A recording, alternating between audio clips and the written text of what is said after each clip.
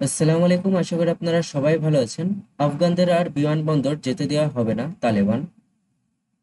আফগান নাগরিকদের আর কাবুল বিমানবন্দর যেতে অনুমতি দেওয়া হবে না বলে জানিয়েছে তালেবান। কাবুল বিমানবন্দরে বিশৃঙ্খল পরিস্থিতির কারণে এই ঘোষণা দেওয়া হয়েছে বলে জানায় গোষ্ঠীটি। মঙ্গলবার রাতে এক সংবাদ সম্মেলনে এ কথা জানান তালেবান মুখপাত্র জাবিউল্লাহ মুজাহিদ। তিনি বলেন, বিমানবন্দরে বিশৃঙ্খল পরিস্থিতির সৃষ্টি হয়েছে, তাদের বাড়ি ফিরে যাওয়া উচিত এবং তাদের নিরাপত্তা নিশ্চিত করা হবে। তিনি অভিযোগ করেন, যুক্তরাষ্ট্র আফগানদের বিমানবন্দরে যেতে আমন্ত্রণ করছে। তিনি বলেন, আমরা আমেরিকানদের বলতে চাই, কোনো আফগানকে দেশ ছেড়ে যেতে উৎসাহ দিবেন না। তাদের প্রতিভা আমাদের দরকার।